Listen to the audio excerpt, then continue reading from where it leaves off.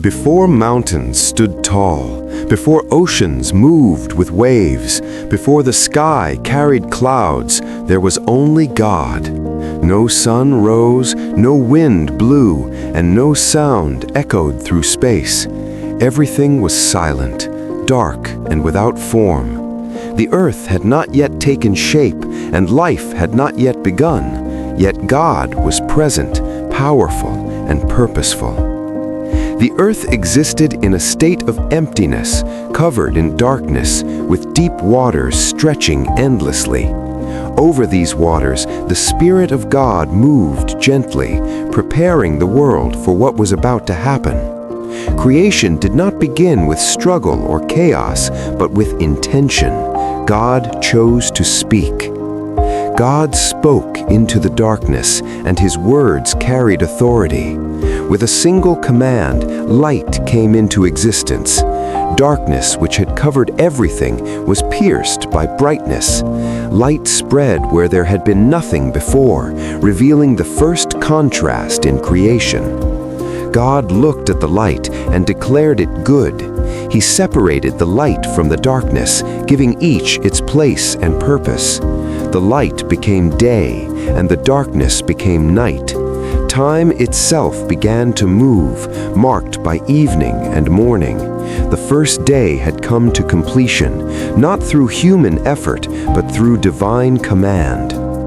On the second day, God continued His work by bringing order to the waters. He created an expanse to separate the waters below from the waters above. This expanse formed the sky, stretching wide and open, creating space between the heavens and the earth. The sky became a vast canopy above the world, a place where clouds would gather and where birds would later fly. Though the earth was still empty of life, it was now structured, prepared, and balanced. Evening came, morning followed, and the second day ended.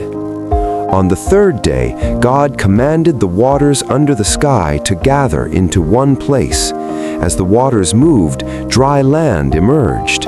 God called the dry land earth, and the gathered waters He called seas. He saw that this separation was good. But God did not stop there. He spoke again, and the earth responded. Plants began to grow, grass covering the ground, herbs producing seeds, and trees bearing fruit. Each plant reproduced according to its kind, showing order and design in creation. For the first time, the earth displayed color and life. Fields of green spread across the land, and fruit-bearing trees stood rooted in the soil. The world was no longer empty. Evening came, morning followed, and the third day was complete. On the fourth day, God turned His attention to the sky. He created great lights to shine upon the earth. The sun was set in place to rule the day, providing warmth and illumination. The moon was appointed to rule the night, reflecting light in the darkness. Along with them, God placed countless stars across the heavens. These lights were not only for beauty, but for purpose. They marked time, days, seasons, and years, bringing rhythm and order to human life long before humans existed. The sky now glittered with light, declaring the greatness of its Creator. Evening came, morning followed, and the fourth day ended. On the fifth day, God filled the seas and the skies with living creatures. The waters came alive with fish of every kind and great sea creatures moving through the depths. The oceans, once silent and empty, now swarmed with life. Above the earth, birds took flight. They spread their wings and filled the sky with movement and sound.